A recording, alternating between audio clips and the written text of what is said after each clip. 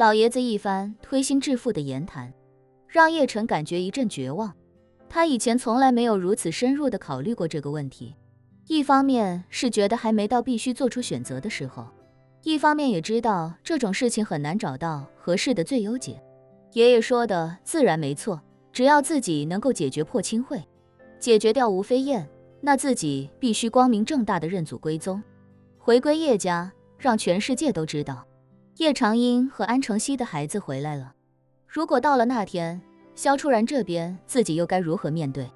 他终归会知道一切，只是时间早晚。一念至此，叶晨心中不免唏嘘。许多事情一旦开始撒谎，就会是接连无数的谎言。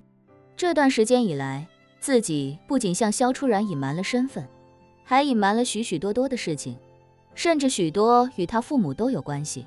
别的不说，马兰第一次进监狱，就是在偷走自己银行卡，转走自己卡内余额之后，自己把他送进去的。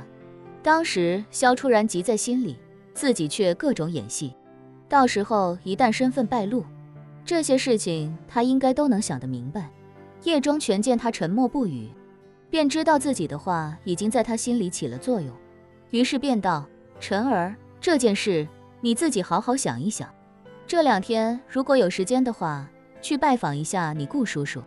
叶晨感叹：哎，我本来是想拜访的，而且我都跟囡囡说好了，明天一早接上他就去家里拜访，结果您跟我说了这么多意想不到的内容，我怎么好意思再去拜访啊？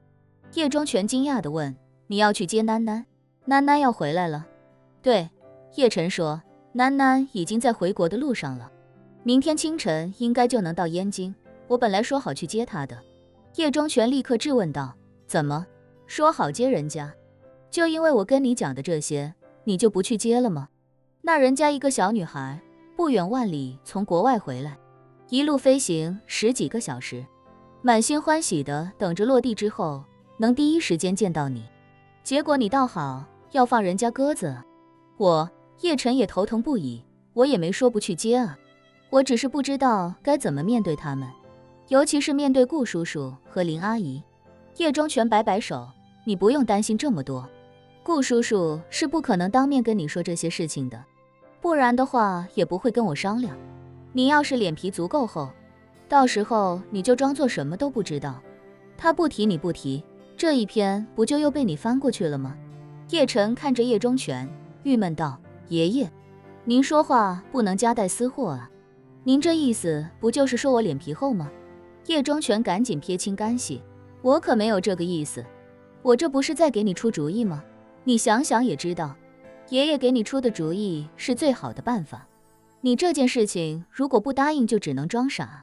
你如果直接拒绝你顾叔叔，那就等于打了人家一家3口的脸。你要知道，人家一家3口等了你20年。叶晨心中郁闷，他自然知道不可能直接拒绝顾延忠一家，自己得多大的脸才能干出那样的事情来。人家一家3口对自己的恩情可以说是永世难报，而且人家又愿意把宝贝女儿嫁给自己，甚至愿意让女儿先给自己传宗接代，就算是打死自己，自己也不能直接说任何拒绝的话。所以这件事暂时也就只能装傻了。虽然叶晨知道爷爷是在阴阳自己，但此时也不能再多说什么，只能感叹一声：好的，爷爷，谢谢您的主意，我知道怎么做了。叶中全点头笑道：那就好，你既然还是要去你顾叔叔家，那我觉得你明天中午要留在人家家里吃顿饭，晚上还得再把囡囡带过来，咱们一起吃顿饭。说实话，这么久没见囡囡了，我这个做长辈的心里也挂念她。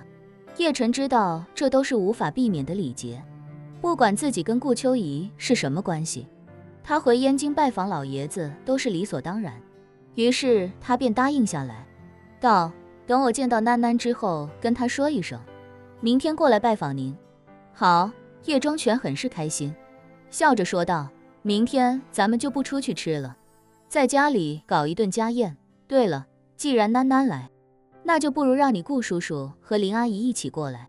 叶晨急了：爷爷，您这是要干嘛？叶中全笑着说道：没要干嘛，我很久没有跟他们一家三口一起吃过饭了。我作为长辈，他们一家三口一起来看看我，这也没什么问题啊。叶晨无奈，您决定吧。如果您打算邀请顾叔叔一家三口过来的话，那您亲自给顾叔叔打电话比较合适，我就不在中间传话了。行啊，叶忠全毫不犹豫地答应下来，笑着说，你明天接了囡囡，就去他家里见你顾叔叔和林阿姨。中午的时候我会给你顾叔叔打电话的，邀请他晚上来家里，想必他也不会拒绝。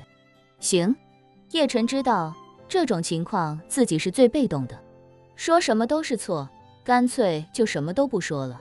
叶忠全又道，晨儿，我想把你小姑喊过来，你觉得怎么样？这样一来，顾家一家三口，咱家祖孙三代也算合适。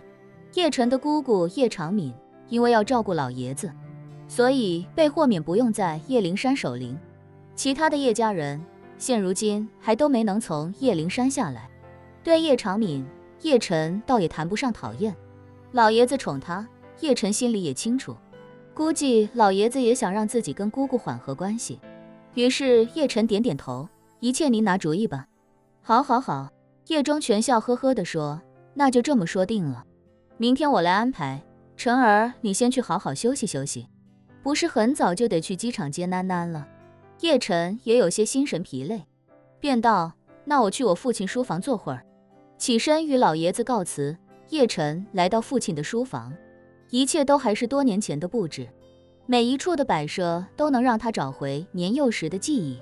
有时叶晨也觉得老爷子挺可怜，唯一堪称大才的儿子英年早逝，剩下的叶家人一个比一个差劲，根本拿不出手。这也是为什么老爷子一直把这里保持原貌的原因。他经常一个人在这里一言不发的一坐一天，怀念那个让他最为骄傲的儿子。叶晨坐在父亲的书桌前，心中有一个疑问，如果父亲还活着，他会让自己如何选择？是忠于婚姻，还是忠于父母之命，亦或者忠于家族？似乎后两者的选择都是一样的。